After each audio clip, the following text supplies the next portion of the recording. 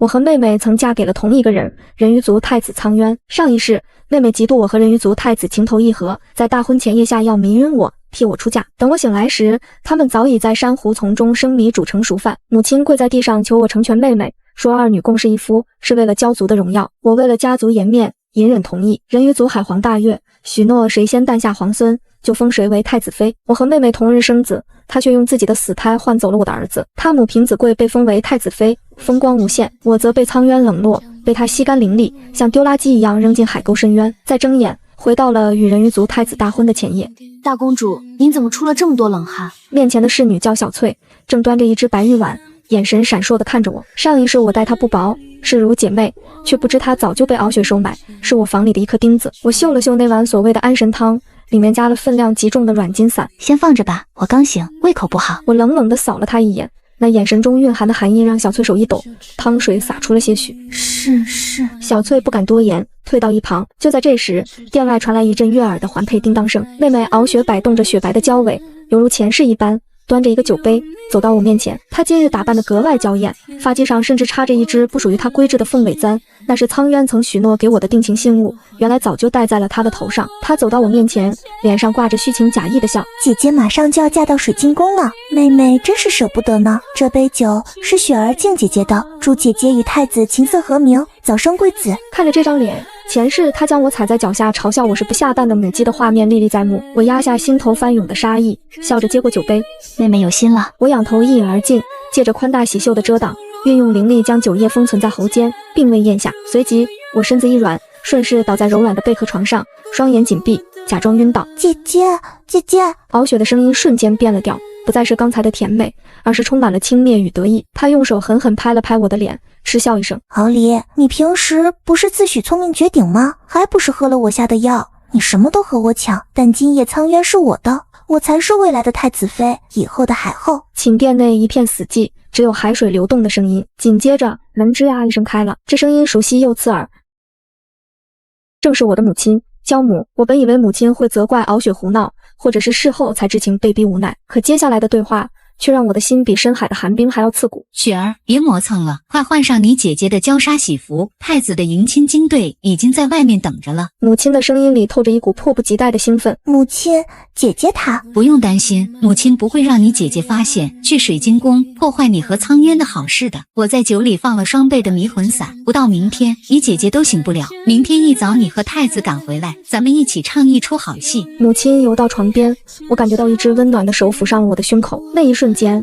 我心中甚至升起了一丝希冀，以为母亲至少对我还有一丝怜悯。然而下一秒，一阵剧痛袭来，母亲竟然硬生生从我心口处剥离了那片我炼化了500年的护心蛟鳞。这护心蛟鳞是蛟族至宝，能抵御天雷一击。离儿反正以后也是个弃妇，用不着这个。雪儿你带着，若是苍渊那小子太粗鲁，或者以后生产有危险，这蛟鳞能保你一命。母亲将带着我体温和血迹的蛟鳞亲手戴在了敖雪的脖子上，我痛得几乎要维持不住假晕的状态，心在滴血。原来从小他偏爱身娇体弱的妹妹，并非只是怜惜，而是彻彻底底的偏心。为了妹妹的荣华富贵，他不仅牺牲我的终身幸福，甚至还要剥夺我最后的保命手段。母亲真好，最疼雪儿了。敖雪娇嗔道。可是万一姐姐醒来闹起来怎么办？毕竟她才是名正言顺的太子妃。等你们生米煮成熟饭，我就借口她大婚前夜失贞，剥夺她长公主的封号。到时候她名声臭了，除了给苍渊做小，还能有什么出路？好狠毒的心肠，不仅要抢我夫君，还要毁我名节，断我后路。这时窗外传来几声轻叩，一道低沉而充满磁性的男声透过海水传来，带着几分急色。雪儿，好了没有？我都等不及了。是苍渊。敖雪走到窗边，娇滴滴地说道：太子哥哥急什么？姐姐还没睡熟呢。那个木讷无趣的女人，哪有雪儿你冰雪聪明？姐风情，看见她那张整天端着的脸，我就倒胃口。讨厌！这一对渣男贱女的调情声，如同尖针一般刺入我的耳膜。待他们终于换好喜服，拿着我的信物离开，寝殿重新恢复了死一般的寂静。我猛地睁开双眼，翻身趴在床边，运用灵力将口中的毒酒逼出，化作一团黑雾散去。胸口的伤处还在隐隐作痛，那是护心灵被剥离后的创伤。我一直以为上一世我是输给了运气，输给了妹妹的算计，原来我是输给了这满屋子至亲之人的联手绞杀。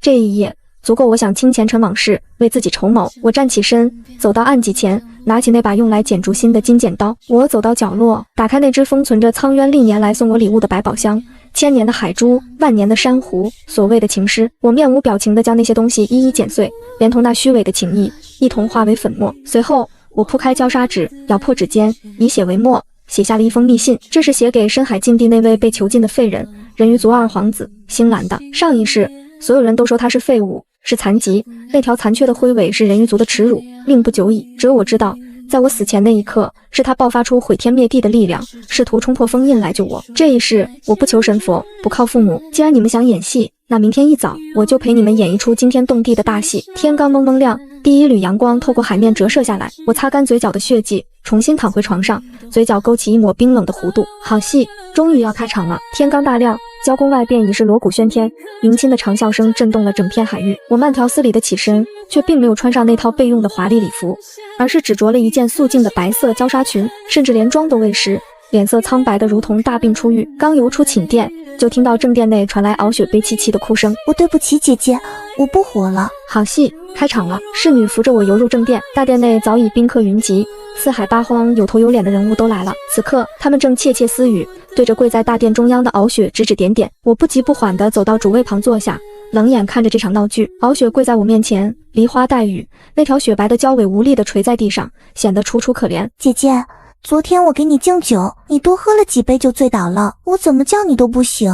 眼看吉时已到，我怕姐姐错过出嫁的时辰，让骄族蒙羞，无奈之下才换上嫁衣，替姐姐上了花轿。如今妹妹已经是太子的人了，妹妹对不起姐姐，求你原谅我吧。说完，她重重地磕了个头，额头上瞬间红了一片。我不动声色地端起手边的茶，轻轻吹了吹浮沫，一言不发。殿内鸦雀无声，气氛尴尬到连海水都要结冰。只有父王骄王坐在高位上，眉头紧锁，唉声叹气，手心手背都是肉，一时没了主意。见我不接招，敖雪的哭声更大了，仿佛受了天大的委屈。我抬眼看向母亲，挑挑眉，示意她该上场了。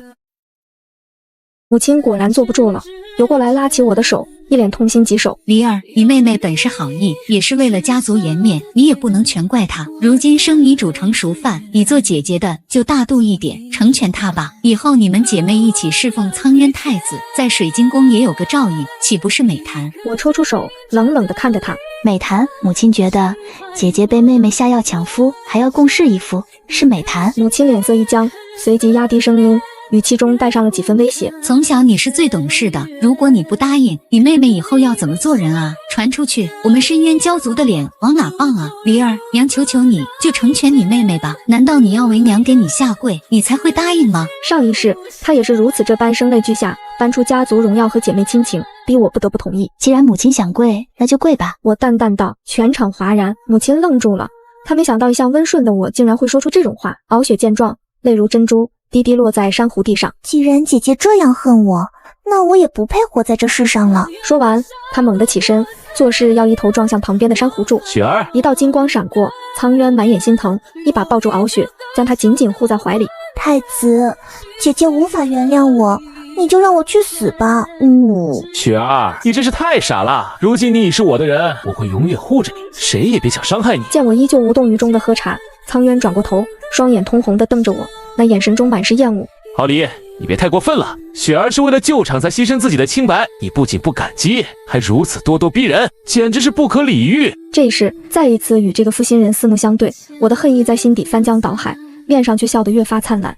太子这话真有意思。我放下茶盏，瓷杯与桌面碰撞，发出清脆的声响。既然是救场，为何不把我叫醒？既然是牺牲，为何我看妹妹红光满面，倒像是得偿所愿呢？苍渊眼中的愧色一闪而过，随即变得理直气壮。昨夜大婚，我高兴多喝了几杯，认错了人。无论如何，我和雪儿已有夫妻之实，而且雪儿温柔体贴，确实比你更适合做我的太子妃。敖离，我已向海皇禀明，我愿意娶你姐妹二人，不过正妃之位只能是雪儿的，你若愿意，便做个侧妃吧。此言一出，连周围的宾客都倒吸一口凉气，让堂堂骄族长公主、血统高贵的黑金神骄做妾，这简直是把骄族的脸面踩在脚底下摩擦。父王终于坐不住了，刚要发作，却被母亲按住手背。母亲竟然还在用眼神示意我答应。可笑！我是骄族千年难遇的黑金神骄，几期前多少名门望族挤破头来求婚，是谁给他的自信，还会认定此生我敖离会非他不嫁。我看着倒在苍渊怀里的敖雪，嗤笑一声，好贴心的妹妹啊，真是处处为了姐姐着想。只是那酒中你下的药分量太重了，姐姐的头到现在还昏昏沉沉的。要不要命御医来验验我房里的杯中残酒？他们脸色瞬间煞白。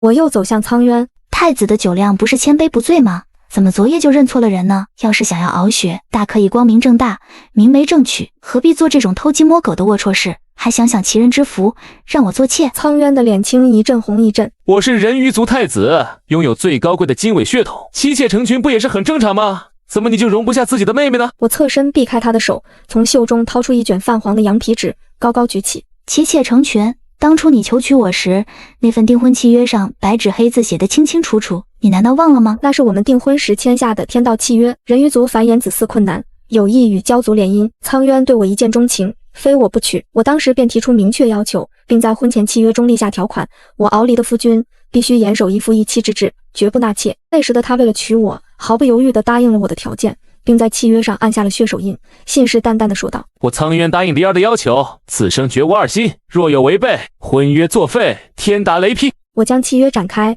展示给在场的所有人看。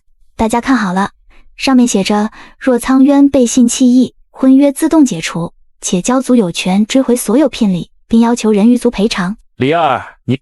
我不想再听他废话，转身跪在蛟王面前，重重磕头。父王，人鱼族太子公然违背婚前契约，在大婚前夜与妹妹敖雪私通，行苟且之事。女儿有洁癖，绝不会与妹妹共侍一夫，更容不下这等背信弃义之人。请父王为女儿做主，依照契约条款，立刻与人鱼族太子解除婚约。事到如今，证据确凿，蛟王若是再忍，蛟族以后在四海八荒就真的抬不起头了。蛟王深吸一口气，眼中金光暴涨，猛地一掌拍碎了身前的案几，轰的一声碎屑纷飞。苍渊，你欺人太甚，将朕的女儿玩弄于股掌之中。蛟王怒吼道，蛟威震慑全场。既然你做不到契约上的要求，还与妻妹私通，这婚约自是要取消。从今往后，蛟族与你苍渊再无瓜葛。还有蛟母教女无方，德不配位，尽足后宫。敖雪做出如此丑事，既然太子喜欢，那就领走吧，朕就当没生过这个女儿。母亲和敖雪跌坐在地上，面如死灰。我转身吩咐侍卫，替本宫将人鱼族太子违背誓言，蛟族长公主敖离取消婚约之事昭告四海八荒。敖离，你别后悔，除了我这经纬太子，四海八荒还有谁配得上你？你今日拒了我，日后定会哭着求我。他是良配，我呸！我满脸笑意，蛟尾轻扬，悠然转身。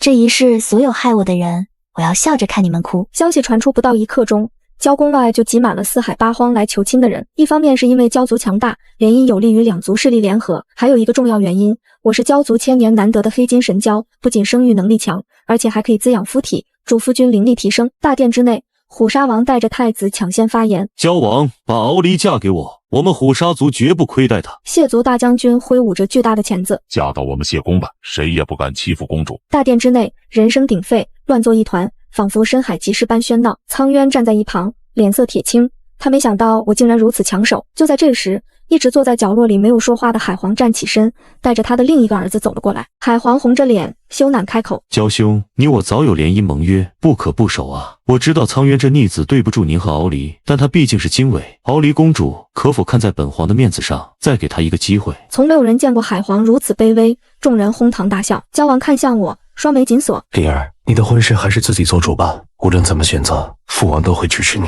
我站起身，目光扫过全场，最后落在了海皇身后的那个角落。那里停着一辆破旧的轮椅，轮椅上坐着一个银发的青年，他低垂着眼帘，似乎想把自己藏进阴影里。他的下半身盖着一块灰布，隐约露出一条残缺不全、鳞片暗淡的银灰色鱼尾，那是人鱼族的耻辱。二皇子星蓝。我嘴角微扬，一步步向他走去。苍渊见我走来，以为我回心转意，立刻整理了一下衣冠，傲慢地伸出手：我就知道你舍不得本太子的经纬。我的目光却越过他，径直穿过人群，停在了星蓝面前。全场死寂，我伸出手，轻轻掀开他腿上的灰布，露出了那条残缺的灰尾。周围响起了倒吸凉气的声音和毫不掩饰的嘲笑。星蓝猛地抬头，那双湛蓝如海的眼眸中满是震惊与慌乱，下意识地想要遮挡。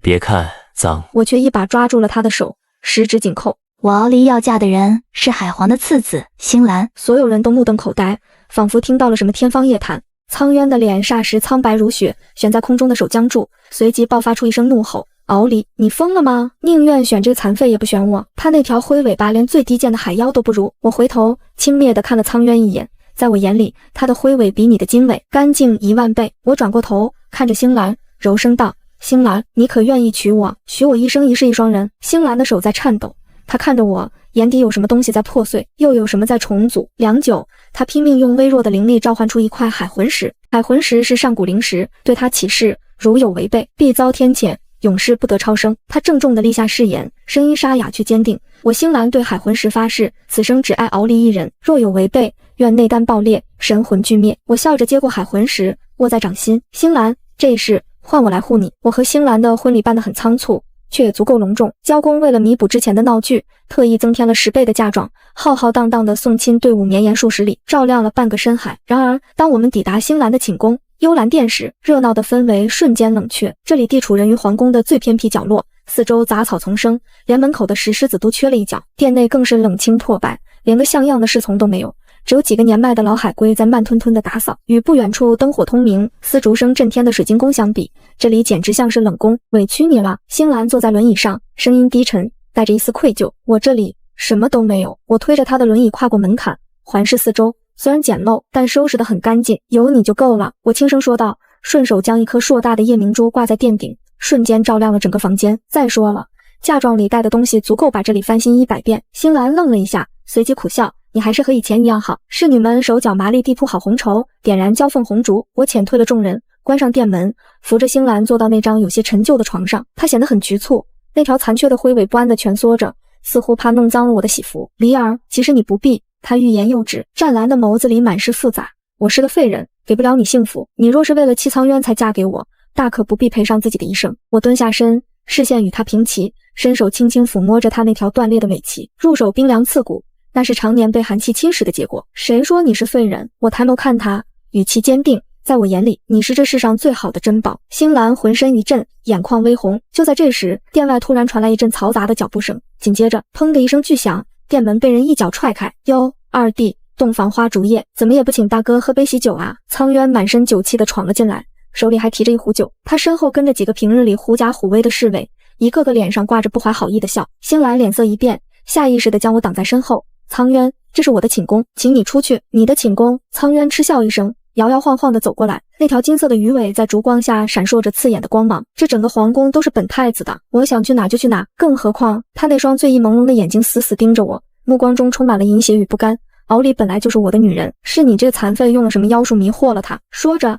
他竟无耻地伸出手，想要来拉扯我的喜服。滚开！我厉喝一声，正欲调动灵力反击，然而苍渊毕竟是人鱼族太子，拥有纯正的金尾血统。他冷笑一声，猛地释放出属于皇族的血脉威压，一股恐怖的压力瞬间笼罩了整个大殿。我刚重生不久，神魂未稳，加上昨夜被剥离了护心蛟鳞，此刻被这股威压一冲，竟觉得胸口剧痛，灵力运转凝滞，整个人被压得动弹不得。哈哈哈，敖离，你也有今天！苍渊狂笑，一步步逼近。今晚我就让你知道谁才是真正的强者。等我玩腻了，再把这个残废扔出去喂鲨鱼。他抬起手，掌心凝聚起一团蓝色的水球，就要向星兰砸去。住手！我拼命想要冲过去，却被威压死死按在原地。眼看那水球就要砸在星兰头上，就在这千钧一发之际，整个大殿的空气突然凝固了。原本坐在轮椅上瑟瑟发抖的星兰眼神骤变，那双原本温顺怯懦的眸子此刻深邃如渊，泛着令人胆寒的幽光。你也配动他？星兰的声音不大，却仿佛来自九幽深渊，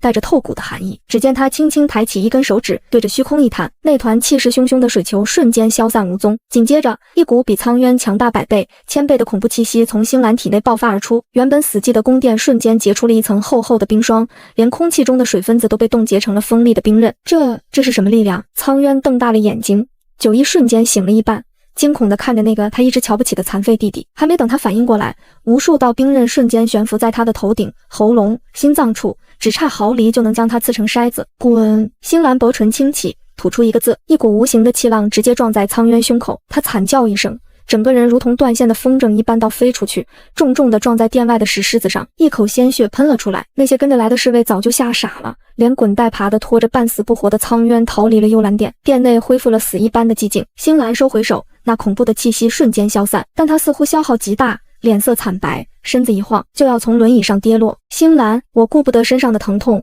冲过去一把抱住他，他的身体冷得像一块万年玄冰，那条灰色的鱼尾更是颤抖不已，断裂的伤口处隐隐有黑气渗出。灵儿，对不起，吓到你了。他虚弱地靠在我怀里，声音微弱，我不是有意瞒你。我心疼的眼泪直掉。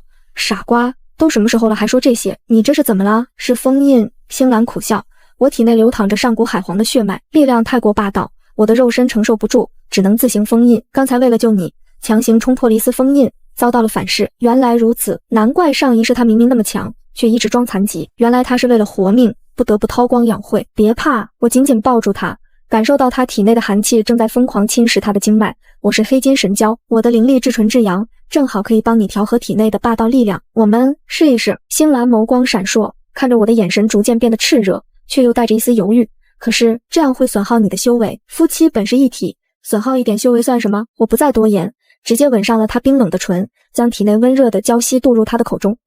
星兰浑身一震，随即反客为主，紧紧扣住我的后脑，加深了这个吻。红帐落下，掩去一时春光，星兰体内的反噬被彻底压制，那条残缺的灰尾虽然还没有完全长好，但那些黑气已经消散，鳞片上也泛起了一层淡淡的荧光。更重要的是，我也感觉体内的瓶颈松动了，因为与海皇血脉双修，我的修为竟然直接跨越了一个大境界。星兰看着我，眼中满是惊喜与爱意，她试着动了动腿，竟然能在我的搀扶下勉强站立片刻。灵儿，谢谢你。她在我额头落下一吻，从今往后，这深海之中无人再敢欺你半分。我依偎在她怀里，看着窗外初升的朝阳，心中充满了希望。这一世，我们夫妻同心，定要让那些欺辱过我们的人付出惨痛的代价。新婚第2日，按规矩，我和星兰要回交宫向父母敬茶。一大早，交宫派来的车辇就停在了幽兰殿外，只是那车辇破旧不堪，拉车的侍从也是老弱病残，摆明了是要给我们下马威。星兰有些担忧地看着我，梨儿，如果你不想去，为什么不去？我替他整理好衣襟，推着轮椅出了门，不仅要去，还要风风光光的去。到了交宫正殿，果然不出所料，侍卫将我们拦在门外，面无表情地说道：交王和交母正在与太子、二公主叙话，请二位在殿外稍后。这一等就是整整2个时辰。深海的海流冰冷刺骨，星兰的腿疾本就受不得寒，此刻更是脸色苍白，嘴唇发紫。我心疼地握住她的手，暗中输送灵力为她驱寒，心中的怒火越烧越旺。这就是我的好父母，为了给那个宝贝小女儿出气，竟然如此折辱自己的大女儿和女婿。终于，殿门开了，我们进去时，只见敖雪正坐在主位旁，手里把玩着一颗硕大的极品海珠，那是苍渊刚送给她的。苍渊坐在她身边，虽然脸色还有些苍白，但依然一脸傲慢。焦母见我们进来，连眼皮都没抬一下，只顾着给敖雪剥葡萄。哟，姐姐来了！敖雪故作惊讶地叫了一声，却连身都没起。怎么来得这么晚？让我们好等。我冷笑一声，妹妹真是贵人多忘事，不是你让侍卫把我们拦在门外喝了2个时辰的西北风吗？敖雪脸色一僵，随即委屈地看向焦母，母亲，你看姐姐一回来就凶我。焦母立刻沉下脸，敖离，怎么跟你妹妹说话的？让你等一会怎么了？你妹妹现在身子金贵，受不得吵闹。身子金贵，我心中冷笑，这才成亲1天就金贵上了。敬茶环节更是恶心，焦母给敖雪准备的是万年灵芝茶，香气扑鼻，而端到我面前的却是一杯浑浊的陈年茶水，上面还飘着几根枯草。喝吧，这可是好东西，败火。焦母皮笑肉不笑地说道。我端起茶杯，手腕一翻，啪的一声，茶杯摔碎在敖雪脚边。啊！敖雪尖叫一声，跳了起来。哎呀，手滑了。我淡淡道，母亲既然这么喜欢这败火的茶，不如自己留着喝吧。你！焦母气得拍桌而起。这时一直没说话的7大姑8大姨开始围攻星兰，这就是那个残废二皇子啊，长得倒是人模狗样的，可惜是个废人。听说昨晚连洞房都没圆成吧？真是苦了我们敖离了。敖雪更是拿出一个包装精美的礼盒，递给星兰。姐夫，这是我特意为你准备的礼物，希望能帮到你。星兰打开一看，里面竟然是一块做工粗糙的轮椅防滑垫，全场哄堂大笑。这是赤裸裸的羞辱，星兰却面不改色，甚至嘴角还挂着一丝淡淡的笑意。她收起防滑垫，从怀里掏出一尊玉雕，回赠给敖雪。多谢弟妹，礼尚往来，这尊送子观音便送给弟妹吧。听说弟妹求子心切，但这观音似乎有些裂痕，弟妹可要小心供奉，别到时候求来个不该来的东西。敖雪脸色瞬间煞白，手一抖，差点没接住。他做贼心虚，自然听出了星兰话里的讽刺。那所谓的裂痕，暗示的就是他腹中胎儿血统不正。焦母见状，立刻转移话题，矛头直指我。敖离，既然你嫁给了二皇子，那留在交宫的嫁妆也没必要带走了，尤其是那颗聚灵珠，正好给你妹妹安胎用。聚灵珠是我成年礼时父王赏赐的至宝，能汇聚天地灵气，对我修炼至关重要。那是我的东西，凭什么给她？我冷冷反问。凭她是未来的太子妃，凭她肚子里以后怀的是皇孙。焦母理直气壮，你一个嫁给废人的弃妇，拿着那种宝物也是浪费。若我不给呢？不给。焦母眼中闪过一丝狠厉，来人，给我搜身！今天这具灵珠，你给也得给，不给也得给。几个5大3粗的侍卫立刻围了上来，我看谁敢！我正欲动手，一只冰冷的手却按住了我的肩膀。星兰抬起头，那双湛蓝的眸子冷冷地扫过焦母，一股无形的杀气瞬间锁定了他。岳母大人，他声音温润，却让人如坠冰窟。巨灵珠早以认离儿为主，强行抢夺，不仅珠子会碎，抢的人也会遭到反噬，经脉尽断而亡。您确定要试一试吗？焦母被那眼神吓得倒退一步，竟然感到一种莫名的恐惧。她虽然看不起这个女婿，但那一瞬间的直觉告诉她，这个残废很危险。算了算了，谁稀罕你那破珠子？焦母强撑着面子挥挥手，滚滚滚，看着你们就心烦。我和星兰对视一眼，转身离开。走出焦宫大门的那一刻，我回头看了一眼那巍峨的宫殿，这里曾是我生活了500年的家，如今却成了吃人的魔窟。难过吗？星兰轻声问。我摇摇头，靠在她怀里，听着她沉稳的心跳。不难过，从今往后，有你的地方才是家。星兰握紧我的手，眼中满是坚定。离儿，你放心，今日之辱，来日我定让他们100倍奉还。回到幽兰殿，我还没来得及松口气，就收到了一条惊人的消息：海皇大赦天下，赏赐无数珍宝送入水晶宫，原因只有一个，敖雪怀孕了。敖雪怀孕的消息如同深海炸弹，瞬间激起千层浪。海皇大喜过望，不仅赏赐了无数奇珍异宝，还特意下旨让太医院最好的医官12时辰轮流守在水晶宫，务必保住这一胎皇长孙。与之形成鲜明对比的是，幽兰殿门可罗雀，甚至因为我那日回门时的顶撞，焦母断了我们这边的利银和物资补给。姐姐，你看，这就是命。几日后的赏花宴上，敖雪挺着还未显怀的肚子，众星捧月般坐在主位上。她今日穿了一袭金丝绣凤的宽大袍子，特意在腰腹处做了宽松处理，生怕别人不知道她怀了孕。我坐在角落里，安静地包着一只灵虾，对她的炫耀视若无睹。敖雪见我不接茬，眼珠一转，故意大声说道：哎呀，最近总是觉得恶心想吐，吃什么都没胃口。太医说这是皇孙太活泼了，折腾人呢，不像姐姐，身子清闲，想吃什么就吃什么。周围的贵妇们立刻附和：是啊是啊，二公主真是好福气。听说大公主那边还没动静呢，也是，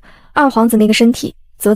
焦母坐在一旁，更是直接开火：敖离，你看看你妹妹多争气，你再看看你，成亲都半个月了，肚子一点动静都没有，要是实在生不出来，就赶紧给星兰那几房妾室，别断了人家的香火。我放下手中的虾，抽出帕子擦了擦手，淡淡道：母亲操心太多了，太医说了，星兰身体在恢复期，不宜操之过急。倒是妹妹，我抬眼看向敖雪，目光如炬，妹妹这胎怀的似乎有些辛苦啊。敖雪脸色微变，眼神闪烁了一下：姐姐这是什么意思？我怀着皇孙自然辛苦。其实从刚才一进店我就发现了异常，敖雪身上的脂粉味极重，似乎在刻意掩盖什么，而且她虽然满面红光，但眼底却有着无法掩饰的青黑。最重要的是，她面前的桌案上摆满了生鱼片和带血的生肉，而那些精致的熟食点心，她一口没动。焦族虽然也吃肉，但早已习惯熟食，只有尚未开化的低等海妖才会嗜血如命。我悄悄运转灵力，开启破望金瞳，只见敖雪的小腹处并非是象征皇族血脉的纯正金光或蓝光，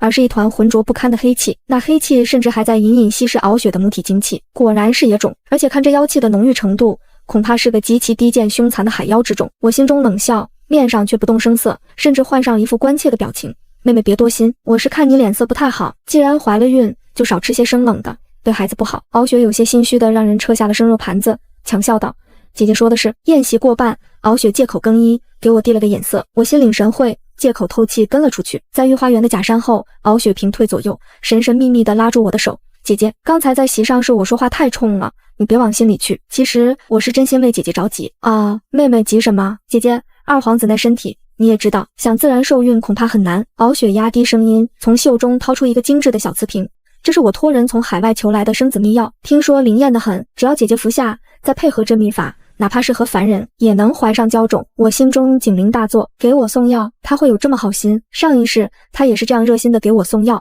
劝我早日怀孕。后来我才知道，他是为了让我怀孕，好在生产之日用他的死胎换走我的孩子。这一世他怀的是个见不得光的野种，若是生下来被发现，那可是欺君灭族的大罪。所以他比上一世更急，更迫切需要一个替死鬼，而我就是那个最佳人选。只要我也怀了孕，等到生产那天，他就可以故技重施，把我的真娇之子换走，把他的野种塞给我。到时候他母凭子贵坐稳后位，而我则会因为生下妖孽被处死。好一招移花接木。我看着他那张伪善的脸，心中杀意沸腾，脸上却露出了惊喜的神色，一把抓住他的手：真的吗？妹妹，你真是太好了，我正为此事发愁呢。我接过瓷瓶，如获至宝的揣进怀里：谢谢妹妹，若是真的怀上了，姐姐一定重重谢你。敖雪眼中闪过一丝得逞的金光，嘴角勾起一抹诡异的笑。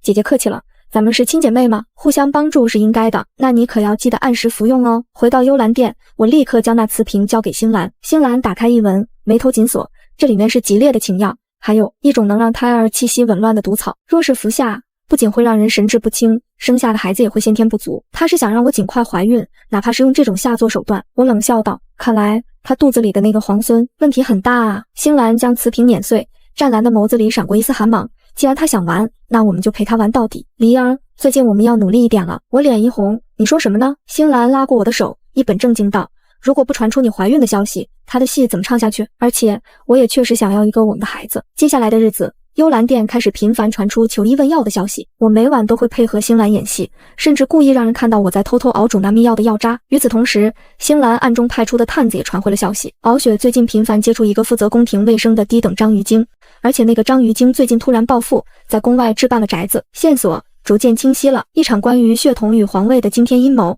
正在暗中发酵，而我已经做好了收网的准备。敖雪怀孕3个月时，肚子却大得像是5、6个月，宫中流言四起，说这是皇孙天赋异禀，将来必成大器。只有我知道，那是妖胎在疯狂吸食母体灵力所致。为了压制妖气，敖雪开始频繁向娇宫索要珍稀灵药。娇母心疼小女儿，几乎搬空了娇宫的库房，甚至把主意打到了我身上。这日，娇母突然造访幽兰殿，她一反常态，没有冷嘲热讽，反而带了一盅热气腾腾的补汤，脸上挂着慈爱的笑。梨儿啊，听说你在备孕，娘特意给你熬了做胎药，这可是娇族秘方，快趁热喝了。我看着那盅汤，心中冷笑，上一世我就是喝了这所谓的秘方，导致身体虚弱，生产时灵力不济，才让他们有了换子的机会。多谢母亲。我接过汤盅，却没有喝，而是放在鼻尖闻了闻，一股若有若无的苦杏仁味夹杂在浓郁的药香中。怎么不喝？怕娘害你不成？娇母见我迟疑，脸色沉了下来。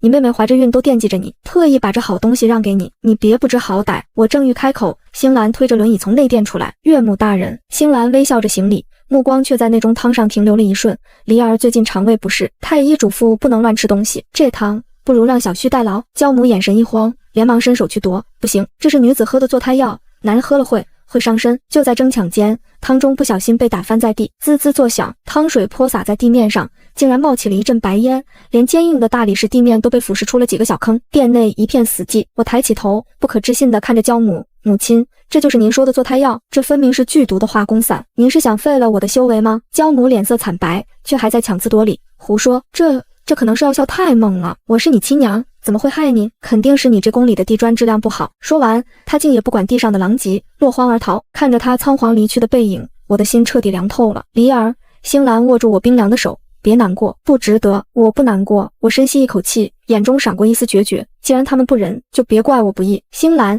按计划行事。为了让敖雪放松警惕，我决定将计就计。接下来的半个月，我开始称病不出，对外宣称误食了不洁之物，身体日渐虚弱，甚至连灵力都有些溃散的迹象。消息传到水晶宫，敖雪果然大喜，他立刻向海皇进言，说幽兰殿风水不好，不利于姐姐养病，建议将我接到皇家别院静养。海皇虽然觉得不妥，但架不住敖雪撒娇卖惨，加上娇母在一旁煽风点火，最终还是同意了。那皇家别院地处偏僻，依山傍海，看似风景秀丽，实则是座孤岛，一旦开启阵法，便是叫天天不应，叫地地不灵。出发前夜，星兰拉着我的手，满眼不舍。梨儿，太危险了，我不放心你一个人去，只有我身陷险境，他们才会露出狐狸尾巴。我抚平他眉间的褶皱，放心，我有分寸，而且你不是一直在暗中保护我吗？星兰沉默良久，从怀中掏出一枚泛着蓝光的鳞片，那是她最坚硬的护心鳞，带着它，若有危险，捏碎它，我必瞬息赶到。我收下鳞片，吻了吻她的唇，等我回来。次日，我被强行带到了别院，这里早已被敖雪的人控制，连我的侍女都被换成了生面孔，通讯法器被收走，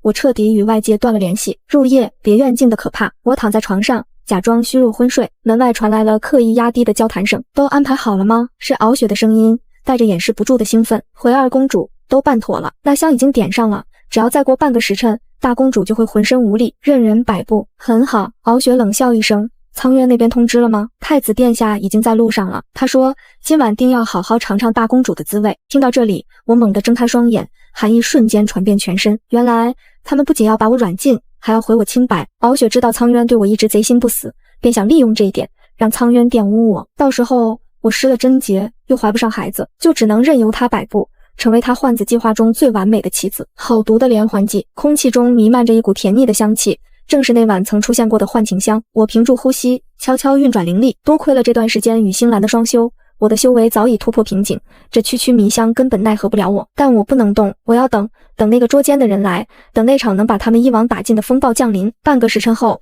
门被轻轻推开，一道高大的身影走了进来，带着一身酒气和海水的咸腥味。借着月光，我看清了那张令我作呕的脸，苍渊。他看着床上昏迷不醒的我，眼中闪烁着疯狂的欲望。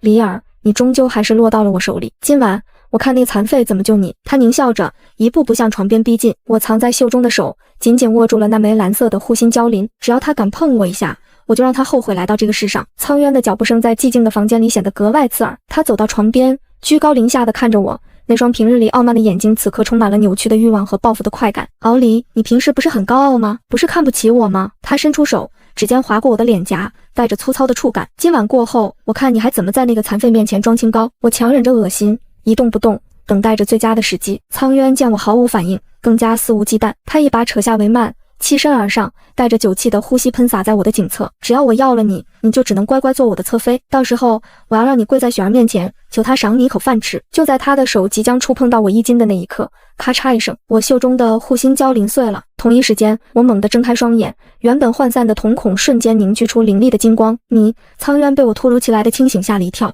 动作一滞。苍渊，你真让我觉得恶心。我冷冷开口，同时调动全身灵力，一掌拍向他的胸口。这一掌虽然因为我还要伪装虚弱，只用了5成力，但足以将毫无防备的苍渊击退几步。贱人，你敢打我！苍渊恼羞成怒，捂着胸口，眼中凶光毕露。敬酒不吃吃罚酒，既然你醒了，那就更有趣了。他不再掩饰，直接释放出金尾人鱼的威压，想要强行压制我。恐怖的压力再次袭来，但这一次我没有像上次那样束手无策。经过与星兰的双修，我的体内早已融合了一丝海皇之力，对这威压有了抵抗力。我咬牙支撑，身体虽然沉重，却依然屹立不倒，还在挣扎。我看你能撑多久？苍渊狞笑着，再次扑了过来。就在这千钧一发之际，轰隆一声巨响，别院的坚固的玄武岩墙壁竟然像纸糊一样炸裂开来，漫天尘土飞扬中，一道耀眼的蓝光贯穿天地，将整个黑夜照得如同白昼。一股比苍渊强大无数倍的恐怖威压瞬间降临，整个别院的空气都被冻结了。苍渊的动作僵在半空，脸上露出了极度惊恐的表情。他感觉到一股无法抗拒的力量锁定了自己，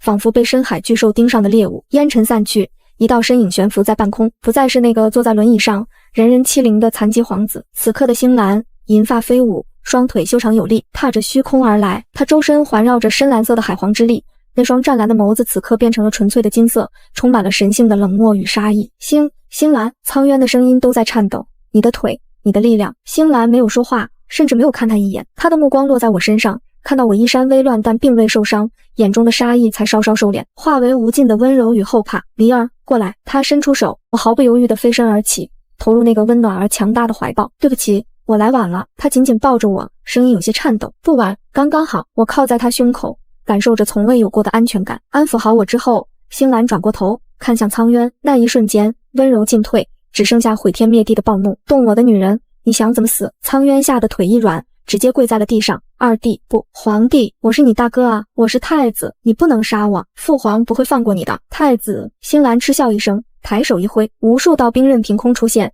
如同暴雨般射向苍渊。啊！凄厉的惨叫声响彻夜空。苍渊并没有死，但他的四肢被兵刃贯穿，死死钉在了残垣断壁之上，鲜血瞬间染红了地面。这一击是替离儿还你的。星兰冷冷道。这时听到动静的敖雪和焦母带着大批侍卫赶了过来，当他们看到悬浮在空中宛如神奇的星兰以及被钉在墙上惨叫的苍渊时，全都吓傻了。这怎么可能？敖雪瘫软在地，难以置信地看着那个曾经被他弃如敝履的废人。焦母更是吓得浑身发抖，连话都说不出来。星兰居高临下地看着他们，声音如雷霆炸响。焦母教女无方，纵容其女行凶，更意图谋害皇嫂，罪不可赦。敖雪身为皇子妃，不守妇道，设计陷害长姐，其心可诛。说完，他再次抬手，一股磅礴的灵力化作巨掌，将焦母和敖雪狠狠拍翻在地。噗！两人齐齐喷出一口鲜血，狼狈不堪。就在星兰准备下杀手时，天边传来一声怒喝：住手！海皇带着大批禁卫军匆匆赶到，看到眼前的惨状，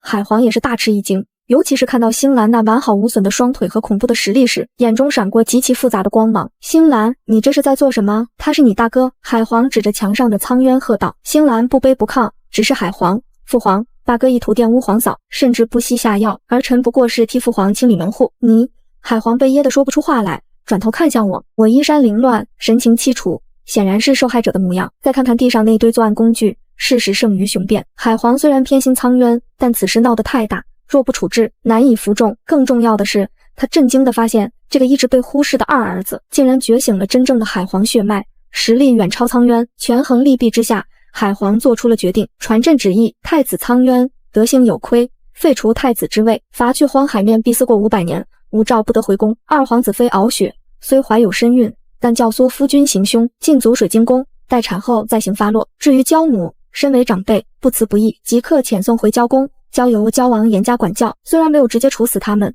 但这已经是极重的惩罚。尤其是苍渊去了荒海那种灵气枯竭的地方，基本就等于废了。处理完这一切，海皇看向星兰，眼神复杂。星兰，既然你身体已愈，日后便多帮衬朕处理政务吧。这是变相承认了星兰的地位。星兰微微颔首，抱着我转身离去，只留给众人一个高不可攀的背影。那一夜，幽兰殿彻底翻身，而我摸着平坦的小腹，嘴角勾起一抹笑意，因为就在刚才，太医诊脉确认我也怀孕了。真正的较量现在才刚刚开始。苍渊被废去荒海，敖雪被禁足，焦宫与深海似乎迎来了久违的平静。这500年对于凡人来说是沧海桑田，对于我们这些修仙者来说，不过是弹指一挥间。星兰虽然没有被正式册封为太子，但凭借强大的实力和手段，早已掌控了深海的实权。幽兰殿被扩建的比水晶宫还要辉煌，往日那些对我冷嘲热讽的族人，如今见了我都要恭恭敬敬地喊一声二皇子妃。我们夫妻二人在封地潜心修炼，恩爱不移。我的腹中那个小生命也在一天天长大，虽然还未出生，但他身上散发出的纯正娇气，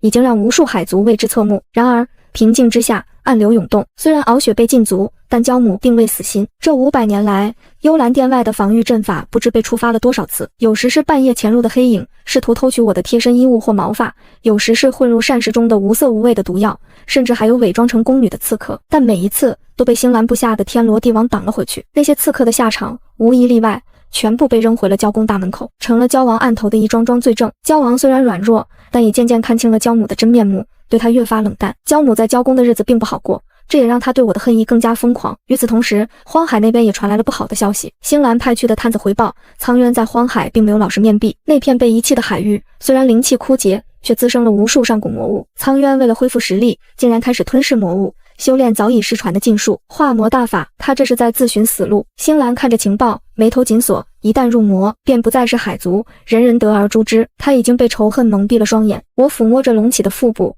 感受到孩子不安的胎动，他想回来复仇，想夺回失去的一切。就在临产前1个月，焦宫突然传来消息，焦母绝食了。他以死相逼，要求焦王下旨，让即将临盆的我和敖雪都回焦宫待产，理由是落叶归根，外孙要在姥姥家出生才吉利。其实谁都看得出来，这是鸿门宴。敖雪被禁足水晶宫500年，虽然用了各种邪术催熟胎儿，但那毕竟是妖胎，离开母体太久就会死。他必须找一个机会，在生产的混乱中完成换子计划，而焦宫是他唯一能动手脚的地方，不能去。星兰断然拒绝，那里是他们的地盘，太危险。不，必须去。我却笑了，眼中闪烁着寒光。如果不给他们这个机会，他们怎么会露出狐狸尾巴？如果不让他们在众目睽睽之下身败名裂，他们永远都会像毒蛇一样盯着我们的孩子。而且我摸了摸肚子，我有万全的准备。最终我们还是回到了焦宫，再次踏入这片熟悉的海域，感觉却完全不同。敖雪也被接了回来，500年不见，她变得更加消瘦，眼窝深陷，只有那个肚子大的惊人，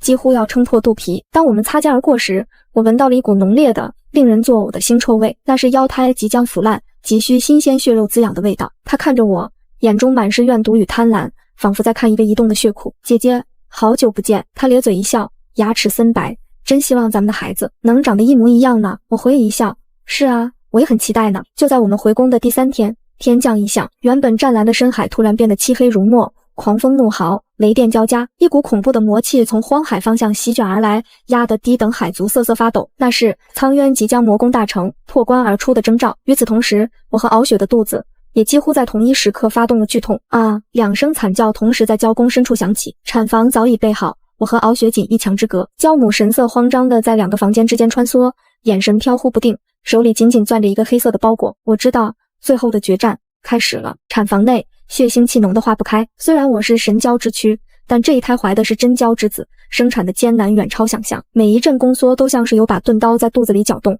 灵力更是如流水般逝去。用力！大公主，看到头了。接生婆是焦母特意安排的心腹，此刻正满头大汗地催促着。我咬紧牙关，感觉到体内的生命正在一点点剥离。就在这时，焦母走了进来，她平退了所有侍女，只留下那个接生婆。你们都出去，我亲自给梨儿接生。焦母的声音有些颤抖，却带着不容置疑的威严。侍女们不敢违抗，纷纷退下。门被关上的那一刻，我看到焦母眼中闪过一丝狠厉。梨儿，别怪娘。她走到床边，手里拿着一块黑布，要怪就怪你不识抬举，非要跟你妹妹抢。我痛得几乎说不出话，只能死死盯着她。随着最后一声撕心裂肺的惨叫，一声嘹亮的娇吟响彻产房。哇，孩子出生了！那是一个浑身散发着金光，额头长着小小娇角的男婴。即使刚出生，那股纯正浩荡的娇威也让整个房间的空气为之一震。是真娇，真正的皇族血脉。焦母眼中闪过一丝贪婪与嫉妒，她动作极快，立刻用那块黑布将孩子裹住，遮住了那耀眼的金光。是个儿子，可惜了，她冷冷说道。紧接着，她从宽大的袖袍里掏出一个早已准备好的襁褓，那里面裹着的是一个死气沉沉、浑身长满黑斑、散发着腥臭味的死婴。那是敖雪刚刚生下的已经死去的妖胎。把这个给他。焦母将死婴扔在我的枕边，然后抱着我的金娇转身就走。不，把孩子还给我。我虚弱地伸出手，想要抓住他的衣角，却抓了个空。焦母停下脚步，回头看了我一眼，满脸的不屑与恶毒。梨儿啊，你什么都想和你妹妹抢，这福气啊是抢不来的。你妹妹生的可是活蹦乱跳的皇孙，而你生了个死胎，真是晦气。说完，她头也不回地冲出了产房，直奔隔壁敖雪的房间而去。我看着枕边那个狰狞可怖的死婴，心中却没有半分慌乱，反而勾起了一抹冷笑。果然还是这一招。就在焦母刚踏出房门没几步，一道冰蓝色的身影如同闪电般从天而降，轰！窗户碎裂，星兰破窗而入。他根本没有废话，直接一脚踹在焦母的背心上，噗！焦母惨叫一声，整个人飞了出去，重重摔在地上，怀里的孩子也脱手飞出。星兰身形一闪，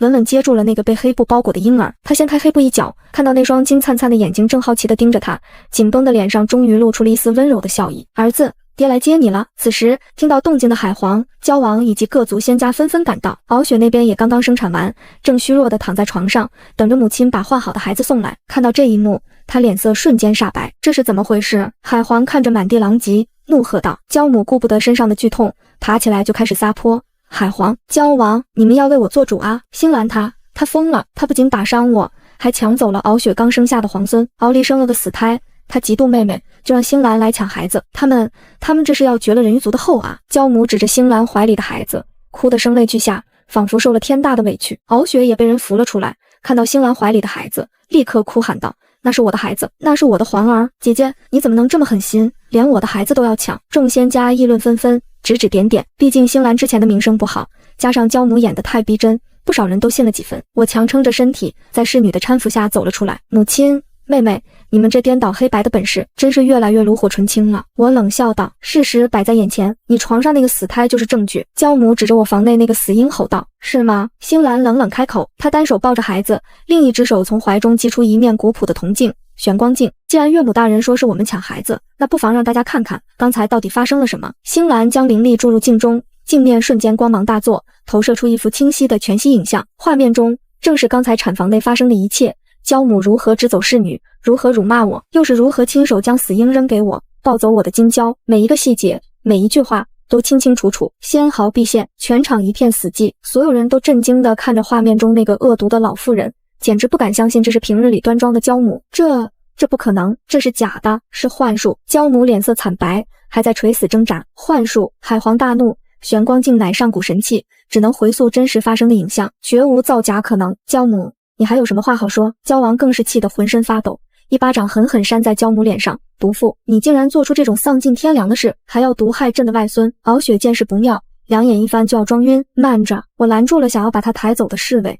事情还没完呢。星兰从袖中拿出一个透明的小瓶子，溯源水。既然妹妹说那个死胎不是她的，那我们就当众验一验。这溯源水能追溯血脉本源，绝不会出错。我走到那个死婴面前，取了一滴死婴的血，又让侍卫强行取了敖雪的一滴血，滴入水中，2滴血瞬间融合，化作一团黑色的妖气，紧紧缠绕在一起。这证明死婴就是敖雪亲生的。紧接着，星兰又取了怀中金娇的一滴血，和我们2人的血滴入另一碗水中，3滴血迅速融合，绽放出耀眼的金色光芒，化作一条迷你小娇在水中欢快游动，铁证如山。敖雪，你还有什么话说？我冷冷看着他，你不仅怀了妖种，还妄图混淆皇室血脉，这可是诛9族的大罪。敖雪彻底瘫软在地，念如死灰。就在这时，交宫外突然传来一声惊天动地的巨响，一股滔天的魔气冲破了防御大阵，一个浑身缠绕着黑气、双眼赤红的身影如魔神般降临。敖离、星兰，我要你们死！是苍渊，他入魔了。苍渊的出现让原本就混乱的交宫瞬间陷入了恐慌。此刻的他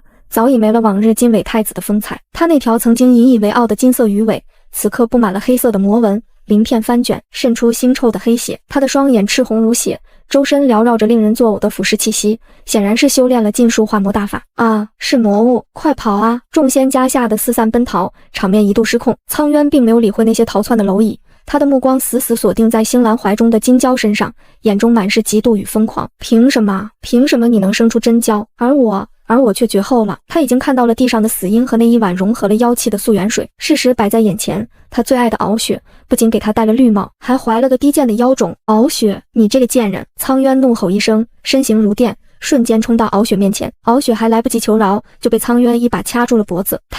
太子，饶命！敖雪拼命挣扎，但在入魔的苍渊面前，他那点微末道行根本不够看。饶命！你背叛我的时候，怎么没想过饶我一命？苍渊狞笑着，五指猛地收拢，咔嚓，敖雪的脖子被硬生生扭断。紧接着，苍渊张开大口，一股黑气笼罩了敖雪的尸体。眨眼间，敖雪的血肉连同灵力被吸食殆尽，只剩下一具干瘪的枯骨。啊！焦母看到这一幕，发出一声凄厉的惨叫，当场吓晕了过去。吸食了敖雪的精血后，苍渊的气息暴涨，魔威更甚。他转过身，那双充满杀意的眼睛看向我和星兰。现在轮到你们了，星兰，带孩子走。我感觉到苍渊身上毁天灭地的力量，心中一紧，连忙推了星兰一把。不要走，一起走。星兰将孩子塞给赶来的海皇，随即祭出海神三叉戟，挡在了我身前。父皇，带离儿和孩子先走，这里交给我。海皇虽然年迈，但也知道轻重，立刻抱起孩子，拉着我往后退。离儿，快走！苍渊已经疯了，现在的他实力堪比魔神，想走没那么容易。苍渊怒吼一声，手中魔气凝聚成一把巨大的黑色镰刀，狠狠向我们劈来。星兰挥动三叉戟迎上，金光与黑气在空中碰撞，爆发出惊天动地的巨响，整个交宫都在剧烈颤抖，无数珊瑚柱崩塌。虽然星兰拥有海皇血脉，但苍渊入魔后力量暴增，两人一时间竟然打得难解难分。星兰，我要把你碎尸万段，把你的血肉一点点嚼碎。苍渊一边疯狂攻击，一边发出野兽般的咆哮。眼看星兰渐渐有些吃力，我心急如焚。突然我想起了什么，我从怀中掏出那枚星兰曾给我的护心灵，又咬破指尖，将自己的神蛟精血滴在上面。星兰，接住！我将护心灵用力抛向星兰。星兰心领神会，一把接住护心灵，将其按在三叉戟上。海神之怒净化，刹那间，三叉戟爆发出前所未有的耀眼蓝光，那光芒中还夹杂着神蛟的惊艳，直冲云霄。不！苍渊发出一声绝望的惨叫，那光芒如同烈日融雪般灼烧着他身上的魔气。我不甘心啊！苍渊自知大势已去，眼中闪过一丝决绝的疯狂，他竟然燃烧了自己的魔丹，化作一颗黑色的流星，不管不顾地冲向我。敖离，既然我得不到你，那就一起下地狱吧！他的速度太快了，快到连星兰都来不及阻挡。他一把抓住我的肩膀，拖着我向交宫深处的归墟之眼冲去。那里是深海的禁地，是万物的终结，一旦掉下去，便是魂飞魄散，永不超生。离儿，星兰目眦欲裂，不顾一切地追了上来。狂风呼啸，归墟的吸力越来越大。就在我们即将坠入深渊的那一刻，星兰终于赶到了。她没有丝毫犹豫，直接纵身一跃，在空中抱住了我，同时狠狠一脚踹在苍渊的胸口。滚下去！苍渊被这一脚踹得倒飞出去，直直坠入了那无尽的黑暗漩涡之中。啊！我不服！他的惨叫声在归墟中回荡，最终彻底消失，一代魔皇就此灰飞烟灭。而星兰借着这一脚的反作用力，抱着我奋力向上跃起。就在这时，海皇怀中的小金蛟突然挣脱了襁褓，化作一道金光飞了过来。它虽然幼小，却喷出一股精纯的蛟息，拖住了我们下坠的身体。借着这股力量，星兰带着我冲出了归墟的引力范围，稳稳落在了悬崖边上。呼！我们瘫坐在地上，大口喘息着，劫后余生的喜悦涌上心头。星兰紧紧抱着我，声音还在颤抖。没事了，离儿，没事了。我看着她满是汗水的脸，笑着流下了眼泪。没事了。苍渊死后，海皇因年迈体衰，加上受了惊吓，不久便宣布退位。星兰众望所归，继承大统，成为了新一代海皇。焦母因为患子、下毒等罪行，被废去一身修为，关入冷宫，终身监禁。她在疯疯癫癫中度过了余生，嘴里总是念叨着我是太后，我是太后。焦王也因为教女无方，自愿退位，将焦王之位传给了我的族叔，而我成为了四海八荒最尊贵的海后。千年后，深海交宫一片祥和，珊瑚树下，几个粉雕玉琢的小娃娃正在追逐嬉戏。母后，母后，你看我抓到了什么？儿子如今已经是个英俊的小少年，手里抓着一只五彩斑斓的海星，献宝似的跑到我面前。我笑着摸了摸他的头，真棒。星兰从身后走来，轻轻揽住我的腰，看着孩子，眼中满是柔情。梨儿在想什么？我靠在他怀里，看着这岁月静好的画面，轻声道，在想，如果上一世我勇敢一点，是不是早就这么幸福了？星兰吻了吻我的发顶，上一世已如烟云散去，这一世我们有10000年的时间慢慢幸福。我转过身，回抱住他，十指紧扣，生生世世永不分离。